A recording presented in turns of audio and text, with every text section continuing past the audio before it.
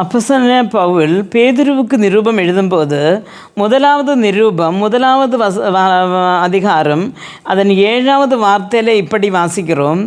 அழிந்து போகிற பொன் அக்கினியினாலே சோதிக்கப்படும், அதை பார்க்கிலும் அதிக விலையேற பெற்றதாயிருக்கிற உங்கள் விசுவாசம் சோதிக்கப்பட்டு இயேசு கிறிஸ்து வெளிப்படும் போது உங்களுக்கு புகழ்ச்சியும் கனவும் மகிமையும் உண்டாகும் என்று சொல்லப்பட்டுகிறது. அருமையான தேவன் பிள்ளைகளே, அப்போ ஒரு பொன் என்று சொல்லி இந்த உலகத்தில் அழிந்து போகிற ஒரு பொன் சோதிக்கப்படுகிறது அக்னியில் என்று சொல்லப்படுகிறது. அப்படின்னு சொன்னால் அதில் நிறைய இரும்பு மற்றுள்ள பொருட்கள் செம்பு இதெல்லாம் கலந்துருக்கும். ஆனால் அதை அக்னியில் போட்டு அதுக்கு பயங்கரமான சூடு கொடுக்கும் பொழுது தான் அதை உருகி எல்லாம் தனித்தனியாக மாறி வருகிறது, பொன் தனியாக கிடைக்கிறது. அப்போ விலையேறப்பெற்ற சுத்த பொன்னாக அது அக்னியில் போட்டு கிடக்கிறது. ஆனால் இங்கே பவுல் சொல்லுகிறார், அது அப்படி அக்னியில் சோதிக்கப்படுகிறது போல அதை விட அந்த பொன்னை விட விலையேறப்பெற்ற நம்முடைய விசுவாசம் என்ன கஷ்டதையான அக்னி சூழலில் என்ன செய்யப்படுகிறதா, அதை சோதனை செய்யப்படுகிறது. உங்களுக்கு தெரியும்,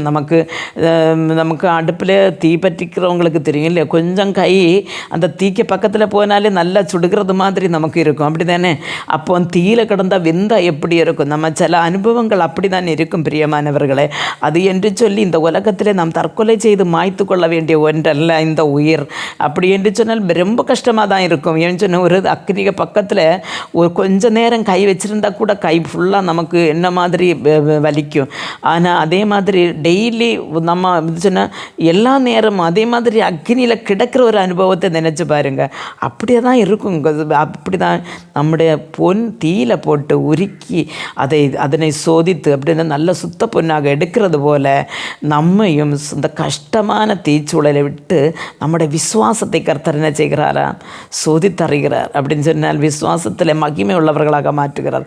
அதுக்கு பிரதிபலம் அந்த ஒடுக்கி தீரும்போது ஒரு அந்த பொன் ஒரு தட்டானுடைய கரங்களில் போய் விலையேறப்பெற்ற ஆபரணங்களாக அது செய்யப்படுகிறது போல இந்த கஷ்டதையான அந்த தீச்சூளையிலிருந்து கர்த்தர் நம்மை எடுத்து மகிமைக்குரிய கனமும் மகிமையும் நமக்கு தந்து அவரோடு கூட நம்மை சேர்த்து கொள்ளுவார்.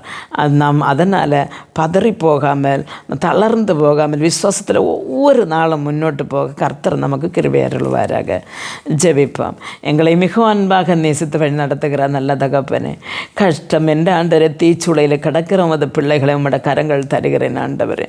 எப்படி ஆண்டவரை இப்போ இந்த அழிந்து போகிற ஒரு பொன் ஆண்டவரே தீயிலே சோதிக்கப்பட்டு பொன்னா ஆண்டவரை இப்போ சுத்த தங்கமாக வெளியே வருகிறதோ அதே போல் ஆண்டவரே இந்த கஷ்டத்தைகள் இவர்களுக்கு தீரும் பொழுது ஆண்டவரே உம்முடைய கனமும் மகிமையும் பெற்றவர்களாய் விசுவாசத்தில் உறுதி உள்ளவர்களாய் வெளியே வர ஆண்டவரே இந்த கஷ்டம் இவர்களுக்கு ஆண்டவரே ஒரு நாசத்துக்கு அல்ல ஆண்டவரே அடுத்து வருகிற மகிமைக்கு தான் இது என்று சொல்லி இவர்கள் உணர்வோடு கூட வாழ்ந்து போக கர்த்தர் ஒவ்வொரு நாளும் அது பிள்ளைகளுக்கு கிருபை கொடும். இயேசு கிறிஸ்துவின் நாமத்தில் ஜெபிக்கும் போது ஜெபத்தை கேட்டு பதில் தான் அறிஞ்சு உள்ள தகப்பனே, ஆமேன்.